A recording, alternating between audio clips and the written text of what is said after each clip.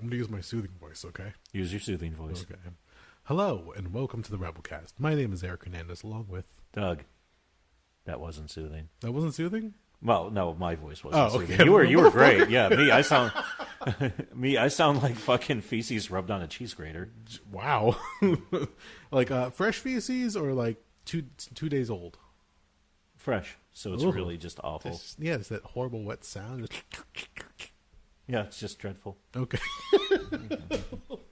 I've been saying dreadful a lot. We went from soothing to disgusting, and you went from using cocksucker now to dreadful.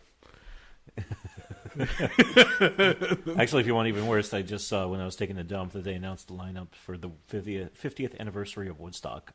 Oh, really? I recognize almost none of those names. Oh, Jesus. There's a Miley Cyrus and Imagine Dragons and a Cage the Elephant and some other guy. And really? Yeah, and some shithead. We've gotten that old that...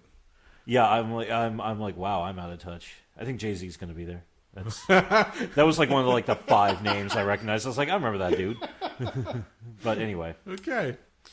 On this episode, we talk about dumb laws in New Jersey. Yeah. And why are they still around? We don't know, but we get into it a little bit. Dumb laws, titty bars. Yeah. That's right. Club 10 right here. Thank you. R.I.P. Somehow you're still refreshing me, even though you're not around. And then we also talk about, let's see, we went from dumb laws in New Jersey to... Fuck, I can't remember off the top of my head now. We talked about... James Gunn. Video games. Video games. We went into video games and esports, and that's right. We went from the dumb laws, the arcade laws, the pinball is gambling. We went into some fighting games, some esports, and then from there we went into James Gunn and his return to Marvel and Disney. Yeah. We just had the conversation 10 minutes ago. Well, we were kind of just freestyling away, having fun, bullshitting, so it is what it is. Yeah, okay. Yeah. We are brought to you by InsidePulse.com. You can find us under the podcast section. You can also find the show over at Rabblecast.libsyn.com. Check us out on YouTube, youtube.com/Rabblecast. Send us a tweet at Rabblecast. Make sure you look at the Rabblecast Facebook fan page for just different news, links, and just little updates here and there. You can email us, Rabblecast@gmail.com. Make sure you get the show over at Apple Podcasts, Google Play, or wherever you get your media, because... if you've got a smartphone or smart device, which I do in my hand currently, you could just easily, let's see, I'm going to hit the button once, go to the main menu. Hey, look, there's iTunes for me. Look it up. Hey, look, I'm going to look up. Hey, Rabblecast. Check it out. Subscribe to the show. Rate, review us. Let us know what you think. Drop us a line. Other than that, anything else to add? Nope. That was very definitive. Well, I know where I stand. All right, could you slow it down? Just go, nope. Nope. A little bit more soothing, see? That's not me. All right, fuck off. But for you, the listeners, enjoy the show.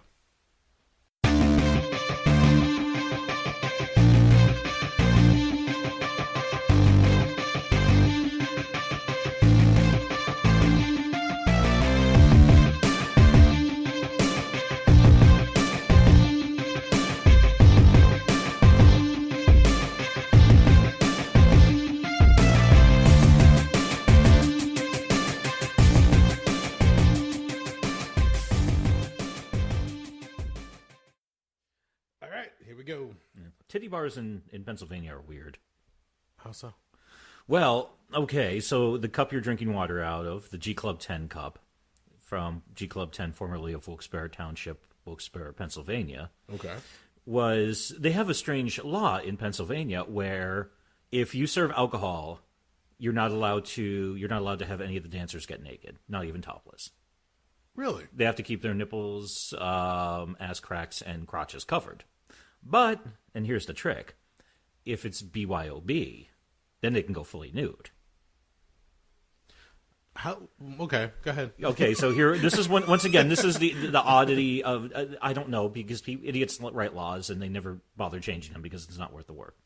So what people would do at G Club 10 and a couple other strip clubs around the Wyoming Valley is you show up there, you bring your case of beer, or if you're really going for a night on the town, you bring a couple bottles of liquor with you or something, whatever. And what you do is you're not allowed to just keep drinking out of the cans or the bottles. So they give you the plastic G Club 10 cups. And then every time you'd open a beer, You'd have to keep it all in this like segregated area, like kind of like towards like the corner of the club. Okay. Which actually had coolers, so you can put your shit in there and do whatever. And they had like a guy over there standing there making sure nobody else is ganking anybody else's shit. So you take your cup back over there, you crack a beer, you pour it into your cup, you go back to watch the dancers dance. It was very... Yeah, in fact, actually, I remember like some of the few times I've been to strip clubs in New Jersey, it was kind of jarring to me. It's like, but wait a minute, why don't we just bring booze with us? And you guys were like, oh yeah, you can't do that. It's like, yeah, if there's naked women getting naked God forbid. If there's naked women getting naked, so, yeah, you can't. God forbid you drink alcohol while that happens. Well, not the naked women getting naked, but it's the idea of if you buy alcohol from this place, you might do something bad to the women. So let's not have that. But if you bring your own alcohol, it's fine. I never really looked too deeply into it because I've seen some of those clubs where they got the full bar and they basically just build themselves as go-go bars, which is fine if that's what you're looking for. You know, some chick in a bikini and, you know, a drink marked up, you know, 4 or 5 times more than it should be already marked up. Yeah. It's like, oh, gin and tonic. I've been waiting to pay $13 for this. Cool. So it always struck me as odd, but I know it's one of those things where actually the laws change like area by area and where you're at. And oddly enough, New Jersey's actually more regulated. Well, not oddly enough. New Jersey's, well, actually, yes and no. New Jersey is more regulated than Pennsylvania, which I say weird because Pennsylvania was created by a bunch of goddamned Quakers. So, yeah, they started with religious weirdness already wired into their fucking DNA. Hence why, actually, there's still blue laws on the books in Pennsylvania for most of the state. A lot of the laws, you'd be surprised if you go back and check out some stuff. They just never bother updating some of the laws unless absolutely necessary. Yeah, and also law enforcement just doesn't give a fuck enough to enforce them. Yeah. Because, yeah, who cares if there's a horse in public not wearing a diaper if, you know, there's, you know, real crime going the fuck on, so... Yeah, there's some odd laws that have still existed for quite some time, and that's because they're just like, there's no reason to update that one or rewrite that one or omit that one in general. We'll just leave it as is. Mm-hmm. And hence, like if you really want to be a dick, somebody in law enforcement could get you on some kind of old hinky fucking law that you're violating, and somehow you didn't even realize it was back from like the 30s or 40s or even earlier. Do you remember the show The Commish? With Michael Chiklis? Yes. There was a cool episode of that where some guy rapes a woman and they track the guy down and they find out they can't arrest him because he's got diplomatic immunity because he's from somewhere in Europe. Although it made me wonder why the fuck there was a diplomat in like this small, sleepy town in upstate New York, but let's not get too deep into the details. This is early 1990s network television. Okay. So they found out after digging around in the law because Michael Chiklis always had like he always used his brain, and he always figured out clever ways to, you know, get the best of the bad guys and eventually arrest them, was he found out that they could be cited for something like creating disturbances or something like that. So he had cops following the guy who was the rapist, like, all the time, citing him for stuff.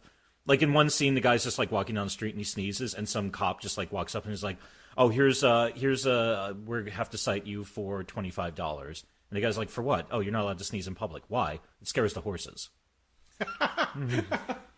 Okay. Which, yeah, once again, perfect example of a law that, you know, is completely inapplicable today, but still on the books. One of the towns around here, I believe it's Raritan, they passed, not that long ago, actually, probably like, I want to say like 20 years ago, maybe, a profanity law. Really? You cannot curse in public. Really? Yeah. How'd that work out for them? I don't know. I wasn't in Raritan at the time. Oh. But I can imagine if you're going down, you know, if you had a bad day, let's say if you left work or you left school, whatever the case is, or you leave a friend's house and you had some kind of a argument or things didn't go just the way you want, you're like, motherfucker, fuck that ass, son of a bitch. If a cop or somebody decided they wanted, you know, to do their due diligence as a good citizen, couldn't call the cops on you and said, like, oh, he's cursing in public, and they can give you a citation. It's like, what the fuck? Exactly. And it's the same thing where they, like, the first one is, you know, your first offense might be a warning, might be a small fine, then the fine doubles or triples, and then you might actually have to do some community service on the third time around. She's like, what the okay. That's where if you get somebody who's really got a hard on that day for the entire world, you know they would try to push that as hard as possible because... And I don't know how recently this was. I think this was actually in the mid-2000s. Okay. Some guy was cited for cursing at, I think it was a state park, after his canoe tipped and he landed in the water. And some guy who was there with his son complained that the guy, launched a cavalcade of F-bombs. I just like saying cavalcade of F-bombs, so I had to go with it that way. Not bad at all.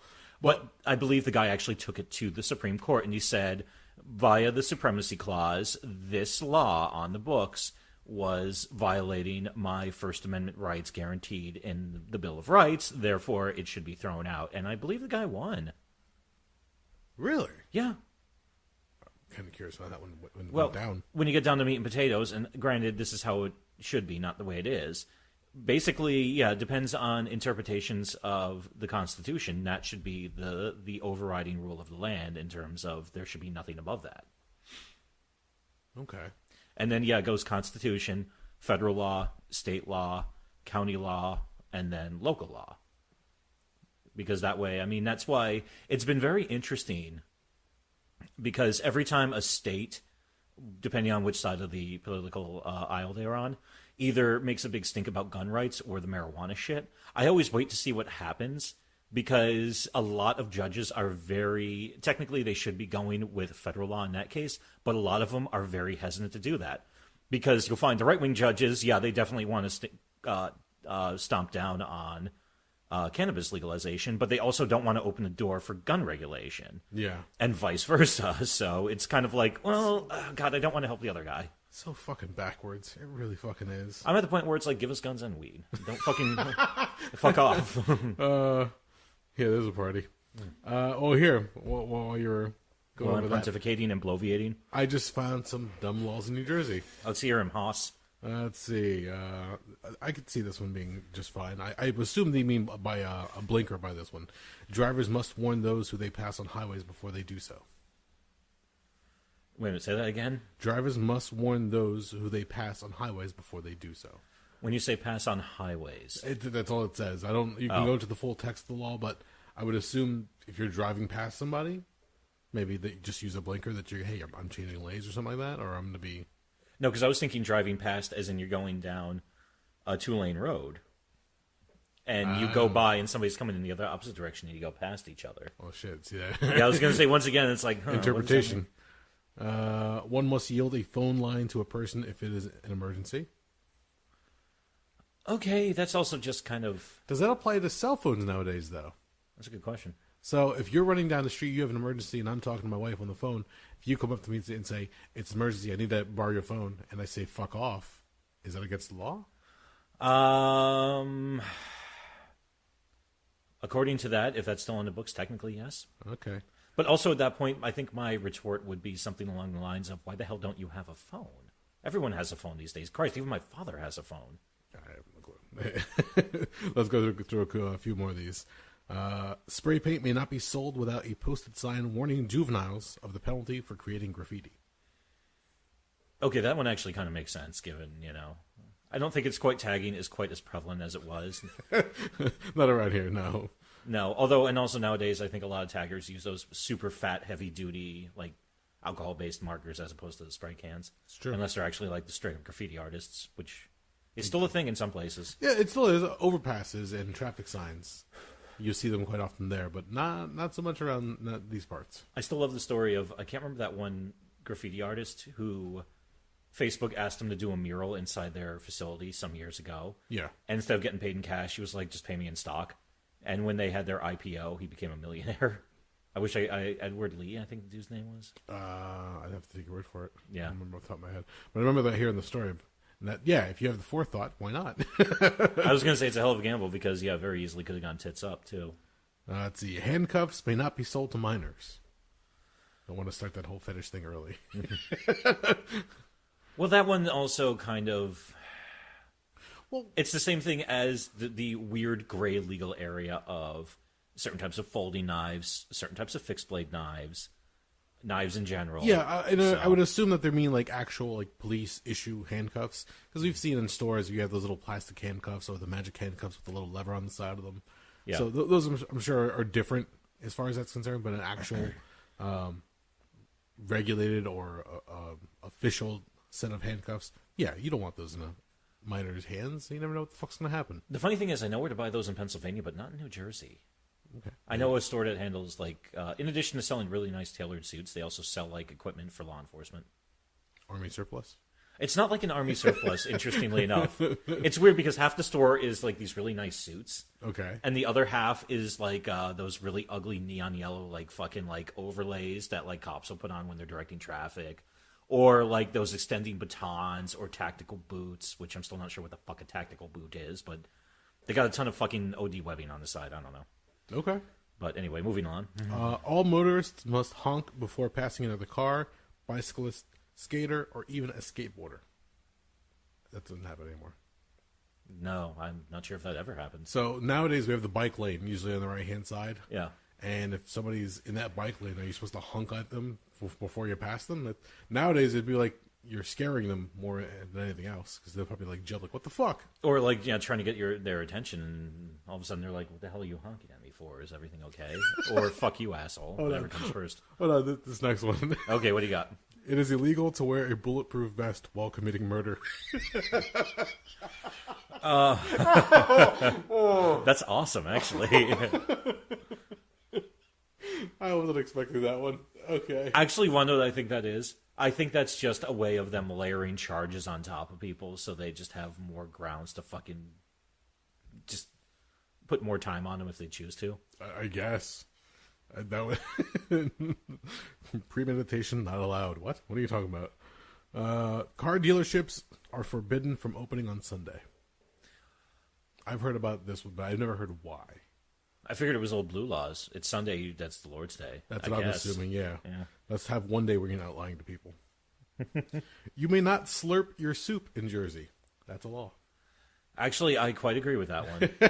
Being somebody with a touch of misophonia, yeah, I tend to agree with that one. In fact, I wish that was involved, at the end of a fucking baton or possibly taser. So, automobiles are not to pass horse-drawn carriages on the street. I assume that's an old-timey law at this point. Yeah, I can't remember the last time I've seen a horse-drawn carriage in Jersey outside of, I think, maybe down in New Hope. No, that's PA. Yeah, New Hope's PA. I Yeah, can't remember the town. Mind. I can't remember the name of the town on the Jersey side, but they're very different than New Hope. Is it Lambertville? Yeah, that's it, Lambertville. I don't know if they have the horse. No, I can't say horse. Horse-drawn carriage down there. Well, aren't there down in the southern part of the state, outside the Pine Barrens, aren't there some Amish settlements? I believe so. I've never seen them. I've never been there. So yeah, I don't go down there that much. Hell, I rarely go further south than Asbury Park at this point, or Philly. This one pertains to Mike Tyson. It is illegal to delay or detain a homing pigeon. Huh. I'm going to guess maybe somebody was using those for communications during World War I or World War II. Okay. I can see that, yeah. So they put a law in to make sure nobody fucked with the pigeons. Because, yeah, I do love, if you go to Sandy Hook, and you go all the way to the end where Gunnison is, the clothing optional beach, there's actually still some batteries there that actually during the summertime they'll open them up and you can go take a look inside, where they had some strategic locations like that in case the Germans tried attacking the Atlantic side of the country. Okay. Obviously, they never did. I mean, there were a couple of U-boat sightings, but nothing major. But I think they basically had something built there thinking that, okay, what if they try to, just a fucking Hail Mary shot, throw a couple of things into New York Harbor and try to wreak some havoc there, as more of a psychological attack than anything else, I guess. But never really happened. So okay. It's also fun to do that after you just walk around seeing some people naked swimming. Some people naked. Yeah. Other ones, you're like, oh, God, I'll never get that out of my brain. Well, every time I go to the nude beach, I actually... you see how white I am. My naked body don't get along with sunlight too well, so, yeah, I tend to wear a lot of heavy black clothing. Let's see. This one's pretty much well-known in Jersey. You cannot pump your own gas. Well, I always heard that was because of rampant gas theft. Is that the case? I never heard of that one. Really? Yeah, no. I think it... I could be wrong. This was more to help out with creating jobs. So essentially, if you let motorists pump their own gas, you're eliminating lots of different jobs at these gas stations. Yeah. Which nowadays, especially, is something they try to avoid with everything being automated and just streamlined down to where if they don't need somebody, they won't hire somebody for a job if they can get some machine to do it in some respect or shape or form. Interestingly enough, there are 2 states in the country where you can't pump your own gas: New Jersey, and do you know the second one? No, off the top of my head, no. Oregon. Okay. Why Oregon? I have no clue. I'm willing to guess it might be some of the same logic about job creation. Maybe, but it's kind of weird. Yeah, especially then again, Oregon's also a very fucking weird state. See, I can see why back in the day they had the laws because, full service stations, you pull up, they check your oil, they will wash your windows, and they give you gas. Yeah. And nowadays they just give you gas. Just give you gas and tell you to fuck off. Yeah, essentially. Yeah. They're like, do you want a receipt with that? Mm-hmm. It's not much else. Which most people say, no, why would I want a receipt? I'm not a fucking weirdo. I'm a fucking weirdo. I get my receipts. Fuck off.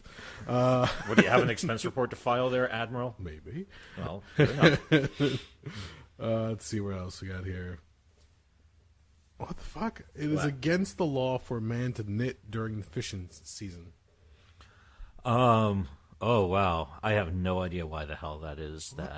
Okay. That's a very strange fucking deal. I have no even kind of answer or...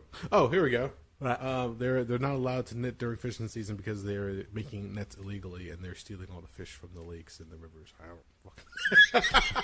That's more than I got, man. So I'll go with it, baby. I'll go with it. That's off the top of my head. No, that's not true. Fuck off. I don't know. This one I dare you to do next time. Okay. It is against the law to frown at a police officer. Interesting. Oh, wow. What the fuck is that supposed to mean, though? I don't frown at a cop. I guess don't give him the stink eye. What if you're born with a resting bitch face? Then, never look at a cop? I guess so.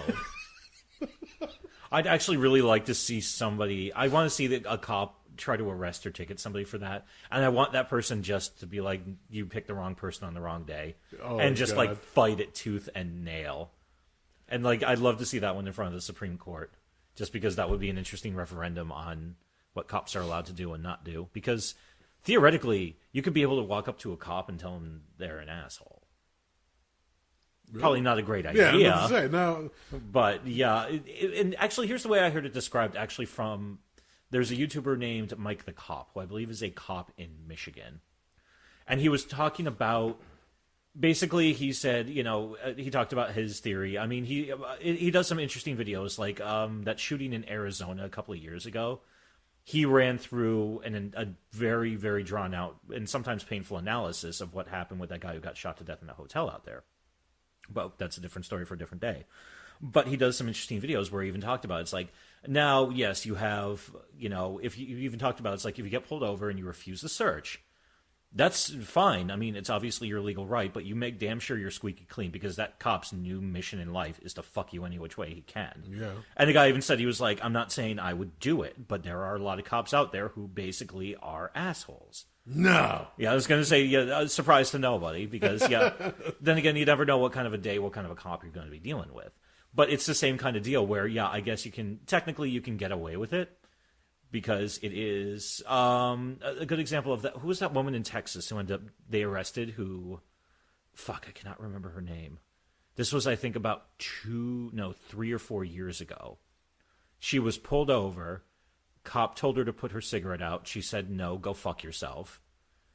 Which she was completely within her right. She didn't have to extinguish her cigarette. Okay. It ended up escalating to the point where he arrested her, and before she could make bail when she was in county lockup, she ended up dying. And it was kind of a really shady situation. Really? Yeah, I can't remember the deal of it. Nothing really came of it, unfortunately, but it was like one of those other things that really made people start. It was another one of the logs that lit the fire of Black Lives Matter. Okay. Because, yeah, it was a black woman. And even if you watch some of the dash cam footage, yeah, it even kind of looks like the guy was just picking.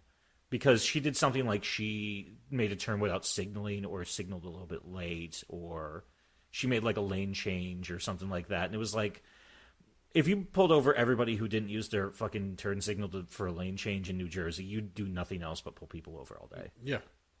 So yeah, but anyway, I'm going off into a political tangent. No, not at all. Because I remember we were coming home from a friend's house.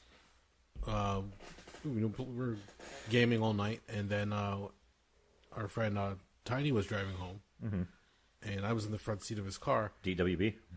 Yeah, exactly what it was. Driving while black.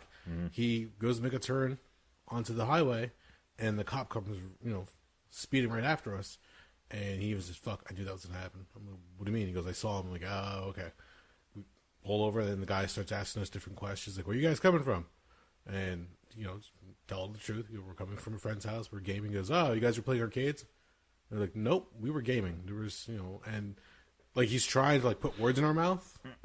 And I'm like, I just gave him my license, everything else. Like, I almost didn't want to give him my license just to give the guy a fucking hard time. Like, I know why you pulled him over. He didn't violate any laws. He had his turn signal on. He wasn't speeding. A fishing expedition. Yeah, and he, at one point, he tells him, oh, you have to do me a favor and take down that mount. He had a mount for his cell phone on the windshield. Yeah. He goes, you're not allowed to have that. Like, that's not obstructing his view at all, so I don't know why you're not allowed to have that. Well, that's one of those deals where they could play that game where even if it's not obstructing, they could say, I think it is, so therefore. Well, that's just the problem. That becomes a whole other situation because I've heard stories where if you buy a car from a dealership and they have that little placard around the license plate, certain cops will ticket you for that and say that it's illegal to have that because it's covering the license plate. It's not covering the license plate. You can see the license plate full view. Yeah. Yeah, but I need to be able to see it without any kind of obstruction. That's kind of a gray law. Yeah, that's where, if a cop's looking for a reason to fuck you, that's one of his go-tos. Yeah, and if that's the case, then dealerships should be fined on a regular basis because they're the ones who allow those cars to roll off the lot with those on there. A car dealership did that to me once. I took it off as soon as I got home because all I could think was, number one, wasn't even thinking about the obstruction. All I could think was, I'm not here to give you free fucking advertising. That's the other fuck thing, you. too. Yeah. But anyway, it's weird sometimes. So the woman's name was Sandra Bland. Okay. July 10th, 2015, she was pulled over in Harris County, Texas, Hempstead, Texas, to be exact. It was a traffic violation. The exchange escalated, resulting in Bland's arrest and charge for assaulting a police officer. The arrest was partially recorded by Encinia's, the arresting officer's dash cam, and by bystander's cell phone. After your authorities reviewed the dash cam footage, Encina was placed on administrative leave for failing to follow proper traffic stop procedures. FBI conducted an investigation of her death because on July 13th, she was found hanging in her cell, and it was ruled a suicide. What? Yeah. It was, the FBI looked into it, blah, blah, blah. Let's see. Did not follow required policies, including time checks on inmates, ensuring that employees had completed required mental health training. Grand jury declined to indict the county sheriff and jail staff. Blah, blah, blah. And wrongful death suit. Let's see. $1.9 million lawsuit, and the arresting officer, he agreed to permanently end his law enforcement career if he had perjury charges dropped against him, and that was about a year and a half ago. Oh, wow. Yeah, so it was a really shady fucking deal. Okay. But yeah, I'm surprised you didn't hear about that one. That one made pretty big news about it rings a bell years ago. But the problem is that with those kind of news stories, they'll hit the news wire and like the 24-hour news cycle, and after a while, it just gets shuffled out of rotation, and something else is there to offend or upset somebody. And well, I was also thinking, like, sadly, it's also another one of those cases of, it happens relatively frequently. Yeah. I mean, how many people at this point remember that idiot SWAT team that didn't do proper recon on a fucking house where they were serving a fucking no-knock warrant, and they ended up dropping a flashbang into a 1-year-old's crib? Oh, yeah, I heard about that one. Yeah, that was already like 5 years ago. Yeah. That's fucking sad. Family got $3.5 million out of it, but for Christ's sakes, their fucking kid almost died. Yeah. So the really sad part about that one was, I don't think any of them were. They were all found to be within procedure. So I don't think anything came of that. Yeah, that's all right. That's again, interpretation goes a very long way in some cases. Mm-hmm. In an attempt to foster kindness in the citizens of New Jersey, the month of May is designated as Kindness Awareness Month. I know what I'm doing this May. I gotta be uncomfortably kind to everyone I meet. Let's see. Another one is, if you have been convicted of driving while intoxicated, you may never again apply for personalized license plates. Because that's really a penalty. Of all the things I've never done in my life, one of them is never having a personalized license plate because it just seems kind of dorky to me. So you may have been pulled over while intoxicated. No, that's what that says. If you want to use it as a mark, like, no personalized license plate, you might have been. DWI. And then finally, well, the ones that I have here at the very least, the third Thursday of October is designated as New Jersey Credit Union Day, and citizens of the state should observe the day with appropriate activities and programs. I want to know what are appropriate activities and programs for Credit Union Day. What does that mean? I don't know. God almighty, I don't know. Open an account with the credit union instead of a big bank? I don't fucking know, man. Be smart with your money and make it earn more interest? Yeah, I was going to say, tell Wells Fargo to eat a dick. I don't know. Fuck, man. That's what we should just rename it. Tell Wells Fargo and any other large chain bank to eat a dick day. Well, I already got a hard-on for that company anyway, so yeah, that's fine with me. So I don't know where these laws came from. It's just weird. Like some of them, all right, the one with the horse carriage or the homing pigeons, you can probably trace that back to earlier time. Yeah. Earlier decades where they were like, we need to put something in place so it stops people from obstructing certain procedures or laws, whatever the case is. Let's see. There's a couple other ones down here. Let's just go through these real quick. Yeah. In Bernards Township, it is illegal to frown as the town is a frown-free town zone. You're not allowed to frown in Bernards Township. Cancel the podcast. I need to go to Bernards Township right now to stress test this law. You need to find where that one crossroads is, that one borderline. Just take one step over, frown, step back. Fuck that. I'm going to go there and do my best Judge Dredd as played by Carl Urban impression because all he does is... Yeah, he has got like the most insane sneer in his face the entire fucking movie, so... It's just... Oh my gosh. Blairstown, shooting ranges are outlawed. Shooting ranges are outlawed? Yeah. That doesn't surprise me because it's tough to find actually a public or outdoor shooting range in the entire state. I know of exactly one right now, and that's up near Dingman's Ferry where New York, New Jersey, and Pennsylvania all kind of slam into each other. It's interesting that's in Blairstown because... Well, I do know Blair Academy is in Blairstown, which I didn't know this until I looked it up last year after Holly and I went there for Friday the 13th. Because Friday, the original one, was filmed quite a bit in that area. Okay. Blair Academy is actually one of the top 10 private secondary schools in the country. Really? Yeah, it's not like your Exeter Academy or like Princeton Academy, because those are like the top like 2 or 3, I think, or the second and third positions. But it's like 7th or 8th, I think. Okay. Which is wild because if you look at the academy, it's like on this big sprawling side of this hill with beautiful kept lands. And then you go like 2 roads over, and it's Blairstown.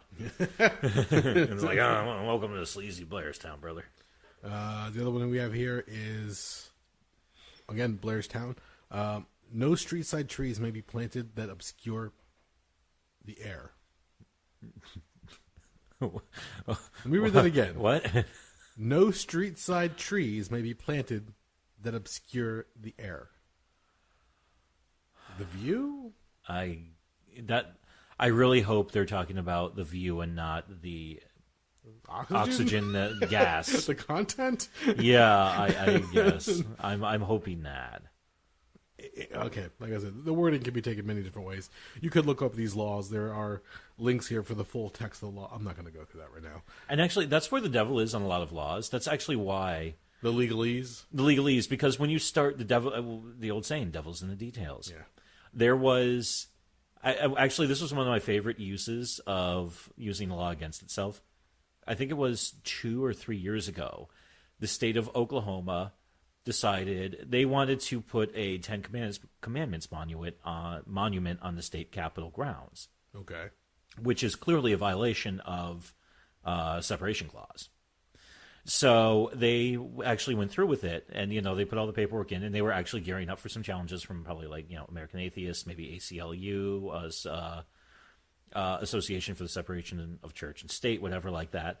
So just as a nice fuck you, the Church of Satan in Detroit, Michigan, actually came down and put a Baphomet statue on the fucking goddamn state capitol grounds, and they could not fucking stop them by law. It's true. It was actually pretty fucking hilarious. Well, see, that's the thing. If they're going to go, the whole separation laws, then how did somebody even approve it to begin with? Mm-hmm. But if you're going to let that one through, then you have to let the other one through. And that's the thing. That's where it really kind of catches them with their pants down, because it's like, well, you got to do it for everybody, because if you just do it for one person, it's clearly favoring one religion, and you're an even bigger pile of shit. So that's why I always say it's like, let's just default to 0.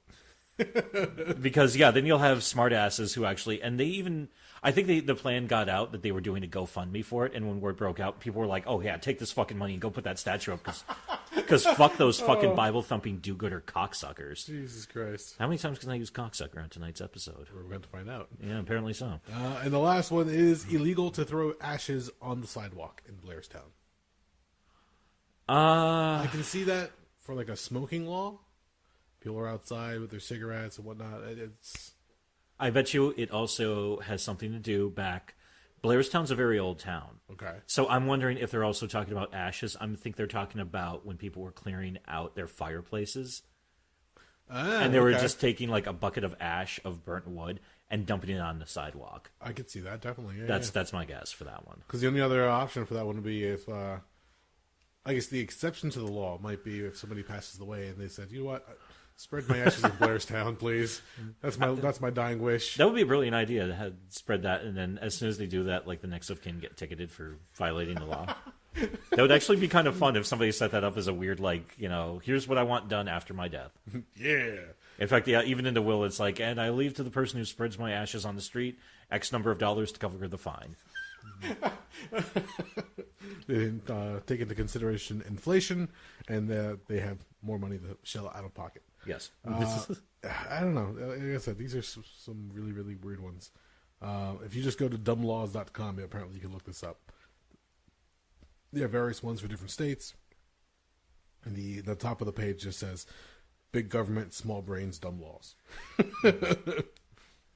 Also, a lot of it is just outdated shit that it's still sitting on the books. Nobody revoked it because they didn't want to put in no reason to do it, and nobody enforces it. Nobody even knows it's there. It's just kind of, it's hanging out there like a son of a bitch. The one we ran into, a friend of ours down in Washington Township, and I think actually here in Manville, still has laws where, actually, if I remember correctly, most townships in Jersey still have the old laws for arcade games, whereas they're viewed as gambling. So arcade and pinball games were viewed as gambling machines, and that's why they're not allowed within certain areas of schools. This is zoning laws, essentially. And it's also up to the township whether they want to allow them, period. In the 80s especially, a lot of arcades got a bad rap for being a location for drug dealers and for the hooligans. Yeah, those were the days. You could still smoke in arcades. And so, as such, a lot of places wanted them gone because they were dealing with drug dealers, the riffraff, and then you've got truancy when it comes to kids. So they're like, no, we don't want this around anymore. And one of our friends, to get her business off the ground, she had to go to the township and say, you guys have some old laws in the book. Can we update these or get rid of these? And they actually helped her out because they wanted her business in the township. So they actually rewrote the laws for her. So good for her. I know here in Manville, because we were trying at one point to try to get some games into a shop, and they were saying that if you put a game into an establishment, you actually have to buy a license for that game. Yeah. And you have to renew it every year. I can't remember what the amount was, but if you're not doing well, that becomes a hindrance because every year you have to renew this freaking game. And I'm sure the locality was more than happy to be like, hey, we want the money. Fuck you. Exactly. Yeah. So it's so weird. Like some of these laws, they just never bother updating. Like, yeah, fuck it. We won't deal with it until it becomes a problem. Until then, we'll collect any fines that are accrued because of it. Let's not forget the fact that, pinball is a form of gambling. They thought back in the day that pinball was a game of chance, not skill. Because they said every time you put your money in, you're just losing your money. There's no real way to win the game. Yeah. And there was an episode of How Did This Get Made? Not How Did This Get Made. How stuff works. Stuff You Should Know. Stuff you should know. Okay. Where the two hosts, they go through the history of pinball, and they actually had a demonstration set up where the guy was going to play pinball, but right before he's going to show them, the game breaks down. And they said, well, you have to carry out the demonstration with another game, otherwise you forfeit this meeting, whatever the case was. And the guy's like, fine, you got it. The problem was he had practiced on the other game so much that he pretty much knew it like the back of his hand. And he could show that it's skill, not chance. So when he grabbed the other game, he was like, all right, yeah, sure, let's go for it. And he started playing. And thankfully, he was well enough adept at playing pinball that he was able to use his skills on the other game that he had not practiced on. And he could show them that, yes, you can try to make certain shots. I mean, granted, you're still dealing with a certain level of chance because you have to time it right, but it is a game of skill. Yeah. And especially nowadays with if you go just about anywhere that there's arcade games, pinball has made a huge resurgence recently. Oh, yeah. Where games are now, licenses are being bought left and right. I mean, there was some of the ones that came out recently. There was an Iron Maiden pinball game. The Munsters just got a pinball game. The Beatles finally got a pinball game. Deadpool got one. Ghostbusters. You go on and on, like TV shows, movies. Whole bunch of licenses being sold off to these different companies, and they're just cranking out. Even Alice Cooper, recently got a pinball game, which looks really interesting. Rob Zombie got one too, and those are made by smaller independent companies. Those are really, really interesting, and you can see that to make some of these shots, to hit some of these multi-balls, to get some of those jackpots, it's skill, and there's no payoff. There's no. That's what I was going to say. You don't. It's not like the game spits money back at you. Oh, I wish. But, no, that's just the thing. All you're playing for is bragging rights. Yeah. You're trying to get, either your personal best as far as a high score, or you're beating somebody else in the town where the game is. Or, most importantly, you're having fun. Yeah, that's the most important part. Especially since back in the day, I don't remember how much games were specifically. I think that like in the 40s, it probably cost you like a nickel to play some of the earlier pinball games. I would think even lower. I'd say probably a penny. Was it? Just because I'm doing the quick numbers in my head for inflation, and that would be a pretty pricey pinball game. I'm trying to remember because there was at one point it was a flipperless pinball table that we played on, and if I remember correctly, the slot was one of those push-in slots like in the laundromat, and that was a nickel-sized slot. Oh, really? Yeah. I could see him being a nickel at one point in time, but I'm not 100% sure. I'm just thinking, like, if you go back in time, if you said nickel for probably, like, the 50s, that would make a little bit more sense to me. I think maybe it was the early 40s. 60s. Probably somewhere in the mid-40s. Oh, okay. Maybe. Well, there we are. Maybe I'm wrong. Nowadays, you go to a place and it's like $1. Some places charge more than that. Well, yeah, you also look at the ones now. I mean, they've got every bell and whistle, literally and figuratively, on the thing. Some of them look like you can launch missiles at fucking Canada if you know what the fuck you're doing.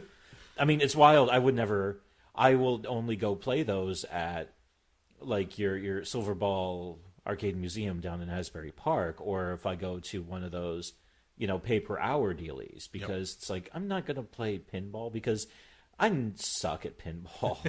So, if I lose all those balls relatively quickly, it's like, I just lost $1 on this piece of shit. I'm going to have to fight the urge to, like, fucking grab the machine and, like, throw it out a fucking window. And those things are, like, $8,000 a clip. It's definitely more of a hobby.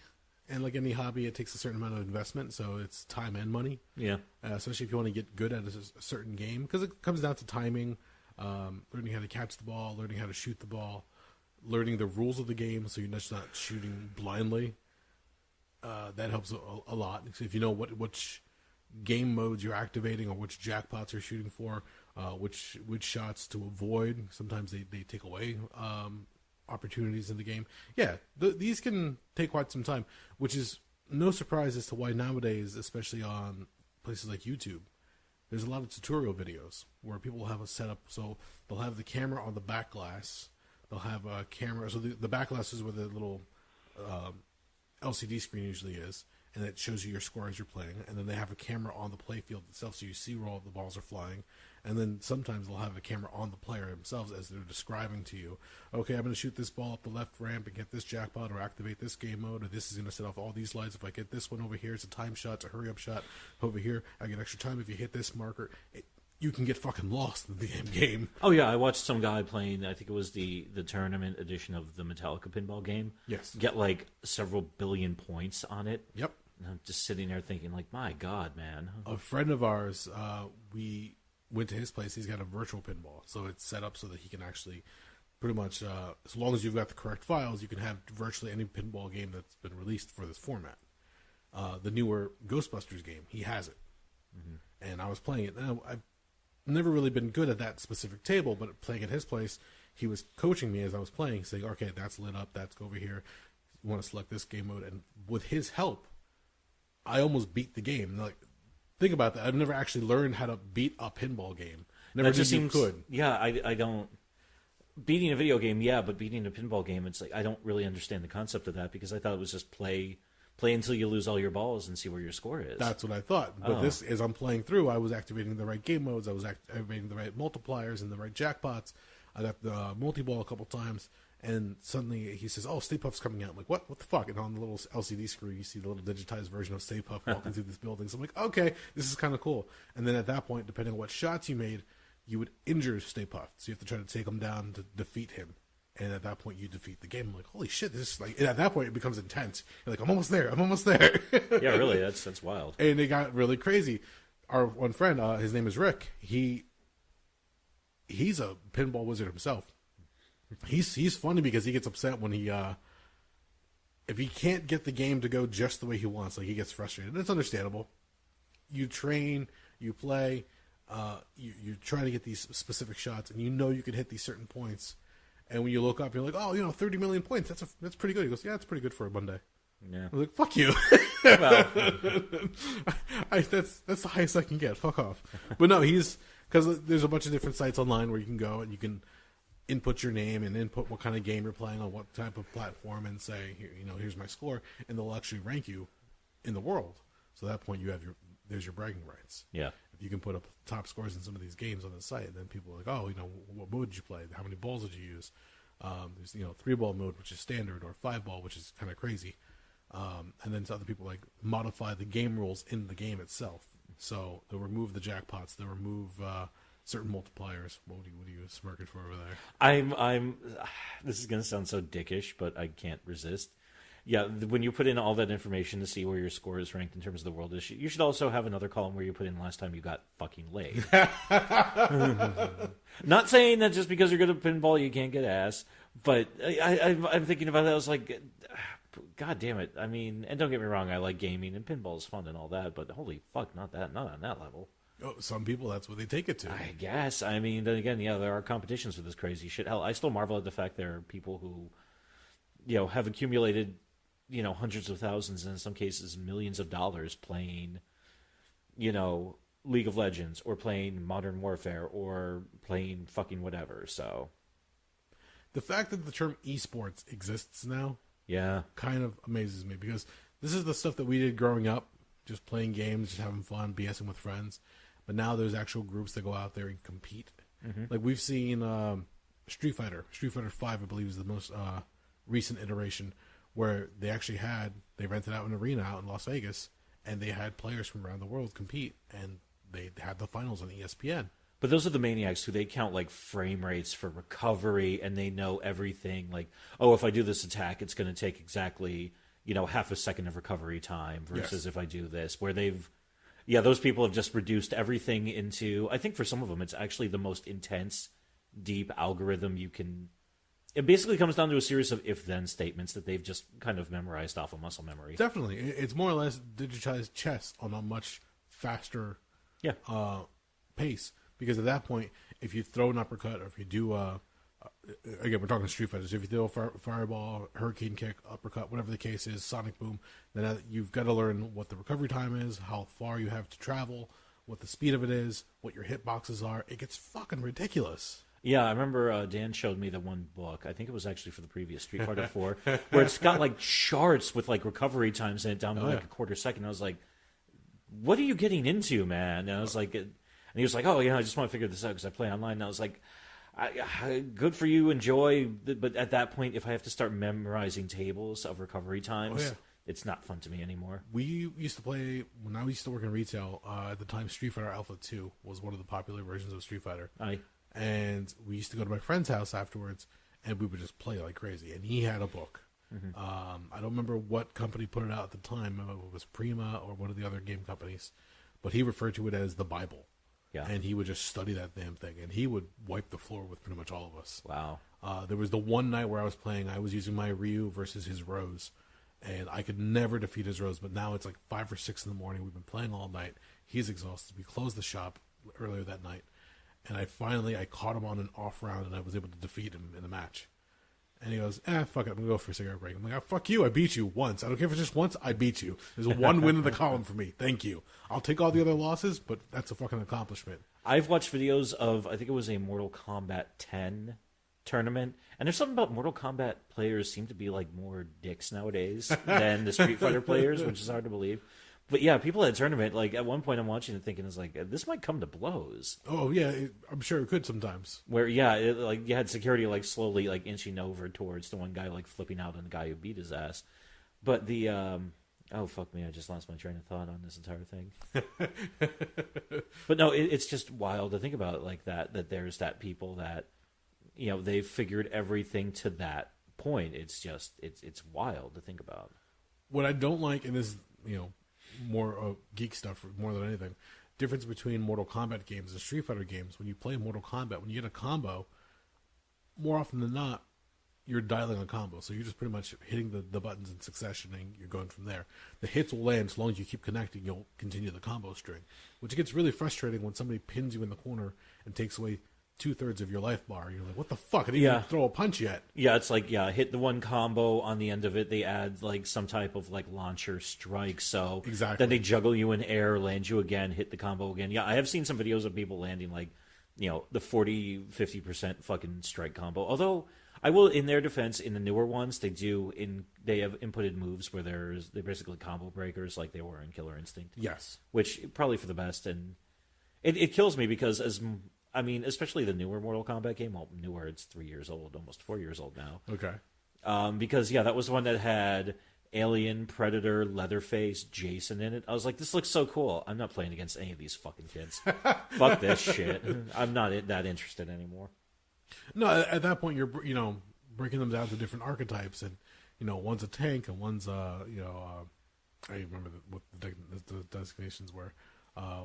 The women are always super fast, and they don't really do a ton of damage. No, and that's just it. You got to know the pluses and minuses of each character. That's why Chun-Li always kicked the shit out of Zangief, though. Pretty much, yeah. Zangief was just... They would just refer to him as a walking hitbox. He was so huge. Yeah. You could just keep pelting him with moves no matter what, and eventually you just take damage. And his jumps suck so bad. Yeah, if you really want to be a dick, just hang back and just start fucking banging them with fireballs. And that's what I liked about Street Fighter as opposed to Mortal Kombat. We're talking about the combo systems. Street Fighter, you can string together a bunch of different moves. It's not necessarily going to always hit or connect, but if you get the right combination, you can catch somebody off guard and really fuck them up. Mm-hmm. And for me, when I play, I don't go with style or finesse. I just go for aggressiveness. Yeah. So I'm just never ending attacking people, and they're like, fuck. Finally, after like a few rounds, our friend Dan, he'll catch on. Like the first 3 or 4 matches, I might get him. Yeah. But then he'll realize my combination. He sniffs out your path. Yeah, I really don't deviate too much if it's working. Why change it? Yeah. And once I start getting hit, I'm like, all right, now I have to change up my moves, and at that point it becomes a back and forth.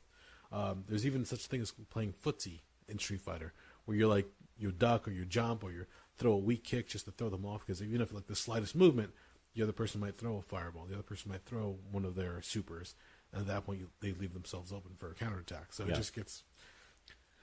My favoriteest thing in the world when it came to fighting games was back in Pennsylvania, my buddy Rob, his brother Day was one of the best Tekken players you'd ever see in your life. He was disgusting with that game. I saw him play once, and I was just like, what the fuck, dude? Like, he went to work, he would go home, and he would play Tekken because he just loved the game so much. So, like, Tekken Tag, he was just a fucking killing machine. God. But I wish I could have witnessed it. I didn't. One night they were all hanging out, and stuntman Kurt played against him. Kurt had never played Tekken in his life. Oh, no. So he actually was beating Day because he couldn't anticipate what Kurt was going to do, because Kurt didn't even know what Kurt was going to do. Yeah. So he was randomly hitting buttons and just doing weird shit, to the point where Day looked at me, he's like, what the fuck? Because he was one of those guys who he kind of like knew it's like, okay, how to anticipate like what the other guy was up to. So But yeah, you can't, if the other guy doesn't know how he's going to attack you, then how the hell are you going to figure it out? It was Kurt just insulting him the entire time he was beating the fuck out of him? Oh, I'm sure Kurt was shit talking because that's all Kurt ever. Kurt, all he ever did, even if he wasn't involved in the game, he was shit talking and running his mouth because he was an asshole. But he was a glorious asshole. Tell him not only is he going to beat his ass, but he's asleep with his mom afterwards. Meanwhile, just fucking laying in there with Wei Wulong and just fucking popping him with Drunken Master. Oh fuck yeah, no, those games from Namco, the Tekken games, Tekken and was it Soul Blade or Soul Edge? I can't remember. Soul Calibur. Soul Calibur. Thank you. Yeah. Those games, if you're fighting against somebody who doesn't play it regularly, and they just start throwing random shit out there, they'll just button mash you to death. You're like, what the fuck? I don't even know what's going on. They didn't really realize you can combo those moves togeter, and they'll just pull out a string out of nowhere. You're like, okay, that's it. I'm done. I'm not playing anymore. No. It's no longer fun. Because I remember growing up playing Mortal Kombat. I think it was a Mortal Kombat 2 or 3. My brothers stopped playing against me because they couldn't beat me. They just realized that I spent more time on the game. Now, to flip it around on the other side, whenever we play sports games, like my brother would wipe the floor with me with Madden to the point where I never wanted to play him in Madden anymore because there was no point. It was no longer fun for me. So I'm like, oh, now I get it. You don't play me in fighting games because you don't have a chance. Mm-hmm. Likewise, I can't play you in a sports game because there's no way for me to overcome anything. Let's also be honest, Madden sucks. fuck Madden. Well, it got to the point where when it comes to any kind of sports title, if I'm going to play a sports title, I'd rather just go outside and play the actual game. Actually, you just touched on something huge for me. Oh, shit. When I play a video game, I want to do something I can't do in real life. And yes, some people will say, well, you can't play in the Super Bowl. You're obviously not a professional football player. But I can get some people together and we can go out to a field and we can chuck a football around and we're still playing football. And you get the benefit of exercise. Yeah. In real life, if I stole a car and started gunning people down while running over other motherfuckers, I got trouble. I got a lot of problems coming my way. It's fair. Yeah, so I'd rather go play GTA where I can just, I'm bored. In fact, actually, once again, going back to Kurt, we used to do this thing back. I played that game for like 3 months before I did a single goddamn mission. Because every night, him and I would sit there and we would have a contest. Okay, who can get the most stars and stay alive for the longest time? So it just turned into just causing chaos, getting to wanted level, and then just running all over hell and back, trying to get the fuck away from the cops. And eventually we found the weapon cheat, so that escalated even more. I was going to ask, how long before that came into play? Yeah, because then you're constantly throwing that in to get fresh fucking ammo loads, fresh body armor, and every time a helicopter comes by, you're just pelting the thing with a rocket launcher, taking it out. So that and what was the other game very similar to it? Saints Row. Oh god, that insanity! Yeah. And that one when you can summon the different vehicles like the Harrier jet or the Tron bike, and just run amok through all the different cities. Just More importantly, the giant purple dildo. Which one was that? Was it the third or Saints Row the third? Yeah, the one with Burt Reynolds, which still feels weird to say. So fucking weird, but so enjoyable as far as gaming is concerned. Yeah, that's shit you can't get away with in real life. If you do, congratulations. But odds are, you're going to jail for a long time, if not dying, because a cop's going to gun you down for fucking causing that level of chaos. Yep. Yeah, I'd rather be able to do that, or I'll play a fighting game where if I win and I hit the right button combination, I can rip somebody's head off their shoulders. Fun times. Yeah, infinitely more interesting than playing soccer to me, or baseball, or football, or golf, or basketball. In fact, actually, do you remember the hockey game Blades of Steel? Yes. When the few times I played that in the arcade, I didn't even touch like the pass or shoot buttons for the puck. They had a fight button as well. I remember. So I was just like rolling up on everyone, like just physically trying to start fights every which way I could. I was like, I don't give a fuck about hockey. Did you ever play Mutant League Football? Oh hell yeah, I love that game. Mutant League Football and hockey. Yeah, you can actually injure the other players on purpose. You could try to bribe the ref, and once the other team caught on that you were bribing the ref, you bribed them one too many times. The opposing team would take out the ref, and you get a new ref for the rest of the game. Oh, yeah. Just random shit. No, because I love that because you can actually win the game because you killed everyone on the opposing team. Yeah. So technically they would forfeit. Yeah, that was so awesome. Oh, yeah. Speaking of games, they need to either re-release or just remake. That one actually had a re-release. Oh, really? They updated that one. Dan was over our place playing it one night, and he was showing us. I mean... Is it on Nintendo? Not Nintendo. We was playing it. I believe it was on our Xbox, actually. Oh, okay. No. Xbox or PlayStation, I can't remember. It was one of the two. But he was showing us his team and everything else, and the same thing. You saw, now it's all updated graphics, so the stadium looks a little bit more fancy. You can see the body parts flying when you rip somebody apart, when you fall into one of the pits accidentally, or if you're, which happened to him, I believe, at one point. He had the ball, he had a great pass, he was running down the sideline, he was about to make a touchdown, lightning bolt hit him. He just fucking took out his player flat out. Yep. I was like, oh, fuck, that's a hard way to go. But yeah, a game like that's a lot of fun. You can just lose yourself a little bit, escape the reality of the world, and just enjoy some fantasy. Yep. And that's the real thing that a lot of people go for, at least most of the time. And we want to get away. Speaking of which, I'm sure you've heard the news, and we talked about it shortly before, so you know about this. James Gunn. Yeah. Talking about escaping reality. He finally... Guardians Volume 3, yeah, he's back. He got the call to come back. And this is actually an interesting story because as it was breaking, it was on Friday, I was at work, and I got the update. And I was like, holy fuck. The internet just went crazy because it was just about every site started posting, James Gunn, James Gunn, James Gunn, James Gunn. It's like, all right, fuck, I get it. Every other website is covering it. Stop it. Yeah, apparently they finally made the decision to bring him back. Which, I'm not going to lie, I'm pretty sure, didn't I call that last year when that happened? I think you did, yeah. Okay. Just let it blow over, because I think we were talking about like Daniel Bryan when he choked out the cameraman with a tie. Was the cameraman one of the announcers? No, I can't remember. But he choked somebody out, and they were like, oh, you can't do that on TV. They let him go for a while. They let the heat die down, and then they brought him back, and the people that were outraged were not there anymore. No, in fact, they even brought him back like he was a surprise return at like SummerSlam that year, I believe, in 2010. So now with James Gunn, a quick recap for anybody who doesn't know what's going on. James Gunn, writer and director for Guardians of the Galaxy 1 and 2 for Marvel and Disney, came under fire because of a gentleman by the name of Mike Cernovich called him out on Twitter for 10-year-old tweets where he was making pedophilia jokes. And he said, hey, look, this is the guy who's working for Disney, family company. How do you feel about this guy making jokes about fucking kids?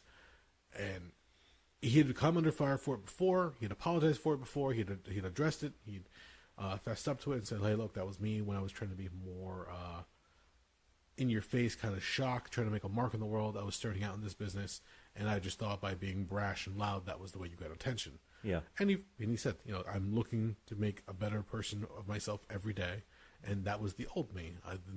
Me, current day, would never make these kind of jokes or tweets or remarks. I've learned. I know better.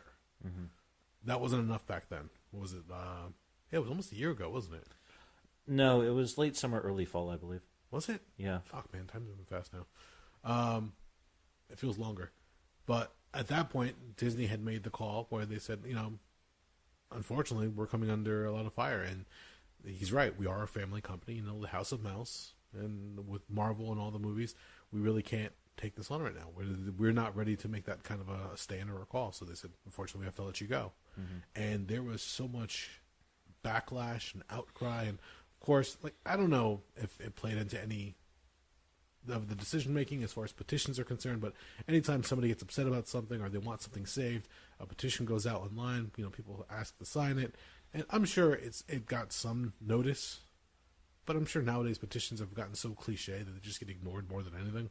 Unless you get a really wildly high number of signatures, I don't think anybody is really going to give a damn. Yeah, so when it came down to they met with him, they spoke to James Gunn and said, sorry, but we have to part ways here. And at that point, James Gunn, who was at the time was supposed to, that's right, it was back in San Diego for San Diego Comic-Con. Oh, okay. Because he was going to unveil his new horror movie, Brightburn, which is essentially what if baby Superman was evil. Which, if you've seen the trailers for it, it's actually a really, really interesting movie, the way the trailer portrays it. But he was going to unveil this movie at the con. He couldn't do it now because he got pretty much, I don't even know how you want to put it. He just radioactive? Yeah, that's a good way. And just he had to cancel whatever appearance he was going to make and, lay low for a little bit, and that it just got quiet. Recently, there is the talk of who is going to direct Guardians, because they finally said, oh no, we are going to use James Gunn's script. We're going to hold on to that, but we're still looking for a replacement for him. But with that, we're going to delay production of Guardians 3, which is supposed to be the final iterance of the current lineup of the Guardians team. So with Chris Pratt, Dave Bautista, Zoe Saldana, and all those other characters that portray, that they're going to shake things up after the third movie. Even Dave Bautista came out as far as to say, is if you don't use James Gunn's script, I'm out of here. Like, I know you got rid of him and I threatened it before, but I'm definitely out of here if you don't use his script. You fired the man, at least use his material. And they said they're going to use the script. We're going to see. We're not rushing into it. We're just going to try to figure things out. Our big focus right now at the time was Captain Marvel and Endgame. Yeah. The two big movies coming out recently. And they said, all right, we're going to see what happens. And then finally, apparently this decision was made a few months beforehand, internally. And they just announced it, where they said, we're going to bring back James Gunn. In the meantime, James Gunn just got tapped by Warner Brothers to do the Suicide Squad movie. So at first they were saying, oh, he's going to do the sequel to Suicide Squad. Was it something Ayers? I can't remember the guy's name. The guy who... David Ayer. Thank you. The guy who did End of Watch. And, yes. Sabotage. What was the movie with the tank and Brad Pitt, Shia LaBeouf? Oh, Fury. Thank you. Yeah. Which is... Don't watch that movie if you're trying to fall asleep. That is... Yeah, that... I remember watching that, and I was like, after I was done, I was like, I can't... I gotta, like... Yeah, because it's just like the anxiety, and it's like it's such an intense movie. You're just really? like, whoa, I need a breather. I'll explain it to you later. But okay. Yeah, anybody who's never seen Fury, watch it. Also, it's got one of the single best scenes I've ever seen Brad Pitt do in a while. The Allies, anybody doesn't know, it's set, a tank division's moving across Germany, probably early 45, where the Reich is all but done. And they get to this one town, they're clearing out this one thing, and it's mainly kids. And then all of a sudden, this SS officer walks out, and the one guy looks at the one German guy who was there, and he was like, "Hey, is that SS officer one of the ones who were killing young people and hanging them up off of posts and stuff like that with signs that said they would not fight?" And the guy's like, "Yeah." And he looks at one of the guys in the tank, and he was like, "Hey, you see that Nazi right there with the busted arm? Yeah, shoot that fucking SS cocksucker." And yeah, okay. The guy just ventilates his ass with a fucking machine gun. Really? Yeah, it's fucking awesome. I had to watch this movie. It's fucking it fucking rolls. Yeah, it's fucking great. Well, David Ayer, who did the first Suicide Squad movie, had its own weird story and progression on how the movie was put together and how the trailer performed really well. And they had second thoughts about the cut of the movie from the director, so they made a different cut from a different studio. It got all weird. Suffice to say that Suicide Squad, the first movie, got pretty good reception in the theaters, but it was mixed reception from a lot of the fans. They weren't sure if they really liked it. Obviously, we got Margot Robbie as Harley Quinn, Jared Leto as the Joker, a bunch of other different characters in there that we have not seen in the DC universe on the live action screen at the very least. There's a lot of weird shit going on in that movie. But finally, they said, all right, we want to really make the second one pop. So they said, all right, well, let's get James Gunn, because he's not there, and he's known for writing a script with dysfunctional characters and almost like a family unit type. Mm-hmm. So why not use him for Suicide Squad? It's almost like ideal. So they brought him on, and they said, okay, let's see what we can do. So they let him write it. Then they finally said, all right, you can direct it as well if you've got the time. Yeah, sure, why not? Recent news, they said that Joel Kinnaman, who played Captain Flag, he won't be coming back. It looks like they're going to recast that character. Jared Leto might be out as the Joker entirely from the DC universe, so if they bring back the Joker, it might be somebody else. Well, they also, I think they already finished production on the Joker movie as well, because they were filming that in Newark. That was, yes, but that's with Joaquin Phoenix, but that was a different... Oh, that's a different iteration? Yeah. Oh, and that's the thing. We'll Jesus get to that. Christ. We'll get to that in a second, actually. Good thing you brought that up. Will Smith has dropped out. He will not be returning as Deadshot for Suicide Squad. Idris Elba has now been tapped to be Deadshot. Idris Elba, who played Heimdall recently in the Thor movies. Definitely a trade-up. Yes. It was also, Idris Elba also going to be the weird, super-powered villain in the Fast and Furious standalone movie of... Hobbs and Shaw. Hobbs and Shaw, which I am super fucking pumped for. Yeah, so it seemed like really, really cool. You're like, all right, Suicide Squad might end up being a must-see movie. Whether you're a fan of DC or comics in general, it just might be a fun movie to watch. Mm-hmm. And with that, Marvel's like, oh, no. Because it seems like every time the DC gets rolling, Marvel's like, let me just whip this dick out. They say, oh yeah, that guy who's doing Suicide Squad for you, we're calling him back to do Guardians 3. And at this point, Gunn has already addressed it, and he says, yes, I will be doing Suicide Squad. It will not be a sequel. Apparently, it is a complete reboot or relaunch. So they're starting from scratch, they're saying. And from there, once he's completed with that, he goes back to Marvel, and he does Guardians 3. And the story is, I don't know if he's going to be Marvel exclusive after the fact, but I know at one point they were pretty much using Gunn as their consultant when it came to all the space frontier in Marvel Marvel Disney. So they were letting him take care of that area of the Marvel universe. But now, who knows what's going to happen moving forward, because with the Endgame coming out real soon, they're going to be introducing newer characters, they're going to be introducing new storylines, and we might get some more space characters, because also, as luck would have it, as of March 20th, the buyout between Disney and Fox finally gets finalized.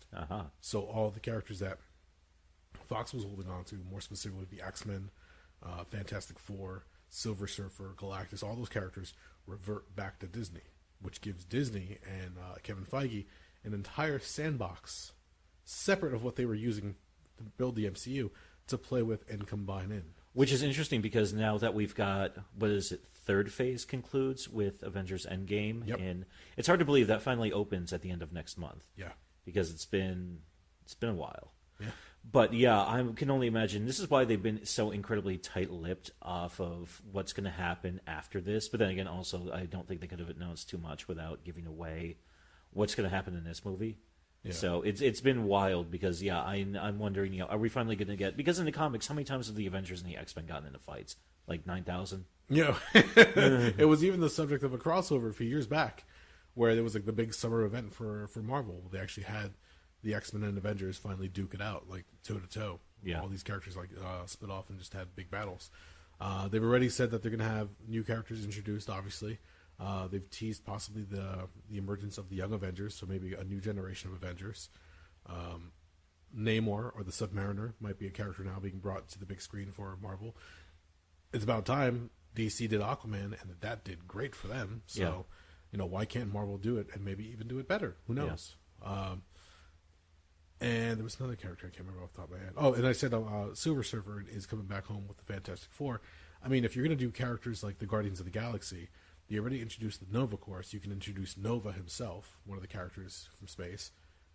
Why not introduce Silver Surfer? Mm-hmm. That would be an awesome character if done right. We've seen him done before in Rise of the Silver Surfer, and not so great.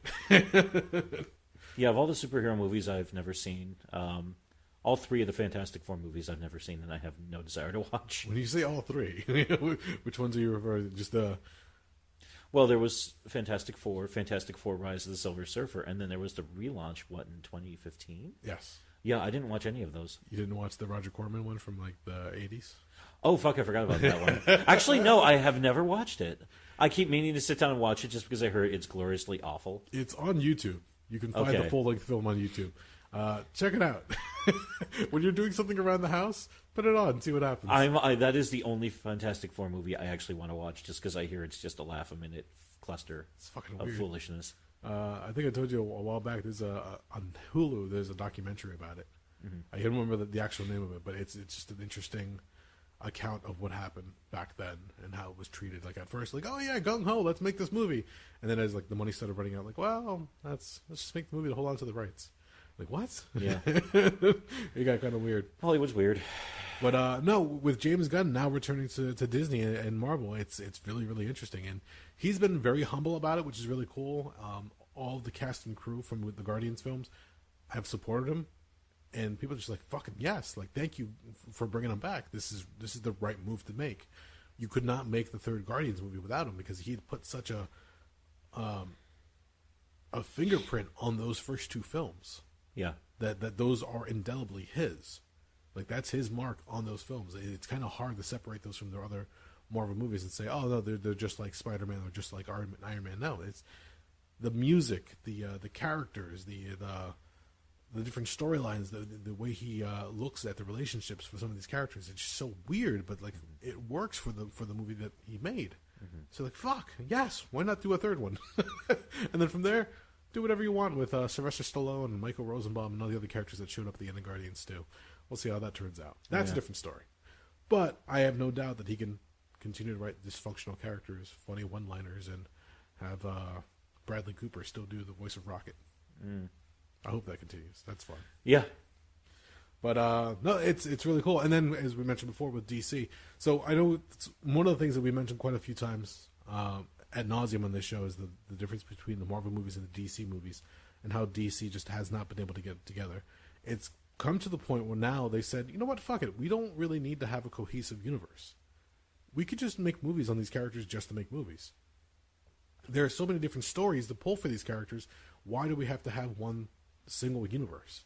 So essentially, they're allowing anybody who makes movies moving forward, it doesn't necessarily have to follow the Man of Steel, Batman vs. Superman, Justice League storyline. They could actually go off in different areas and play. So the Joaquin Phoenix Joker movie apparently is an earlier, more realistic version of the Joker. Don't know how that's going to play out yet, but you've got Martin Scorsese involved and Robert De Niro at one point. It should be good on paper.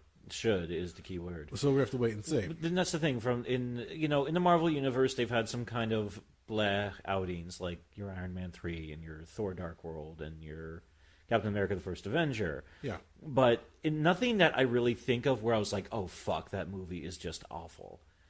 Like honestly, I don't ever want to sit through Superman versus Batman again. I don't blame you. It's just not a fun movie. I mean, it takes them so long to get to anything interesting. And who's that stupid kid who plays Lex Luthor? Eisenberg? Yes, Jesse Eisenberg. Yeah, if I ever see him walking down the street, I'm going to be sorely tempted just to run at him as fast as I can and kick him right in the face. Because, God, it's like, would you stop being so irritating? And Batfleck, I'm still never... when I first heard that, I remember being so pumped back in 2013 when they announced, Batman versus Superman, being like, oh man, this is going to be so wild. And they were like, and playing Batman, Ben Affleck. And I'm like, never mind. Yep. Never fucking mind. You mean the clothing store manager from Mallrats? Exactly. I was thinking Daredevil. Oh, God. The shittiest Matt Murdock this side of the Mississippi. It just, oh, man. I don't know. It's weird. But now they've said that all the movies going forward, they'll have their own little worlds, essentially. So there's a new movie coming out for The Batman, which is going to be set in the 90s. It's going to be more of a detective noir film along those lines. There's going to be the Gotham City Sirens, including Poison Ivy, Harlequin, Batgirl. That movie apparently is going to be in its own little world. Wonder Woman is coming out, the sequel. That's still going to be closer to the Justice League storyline, but it's still going to be Wonder Woman in her own standalone stories. Well, that's one of the ones where they really kind of got it together, because the first Wonder Woman was... I was actually taken aback at how much I liked it. Yeah. I thought it was really well done. I'm trying to see what some of the other ones coming out real soon. They've recently just scrapped the Cyborg solo film, because the actor who played Cyborg in Justice League is pretty much not coming back to the role, so they said, screw it, let's not do that one. More importantly, it's Cyborg who gives a shit. I kind of do. Well, fair enough. You and like 3 other people. Shut up. And The Flash, which has been like a long film in production at this point, but that one's had more bells and whistles to it apparently, so they're trying to get that one just right as they're making it. But eventually, you'll finally get to see Ezra Miller come back as the Flash.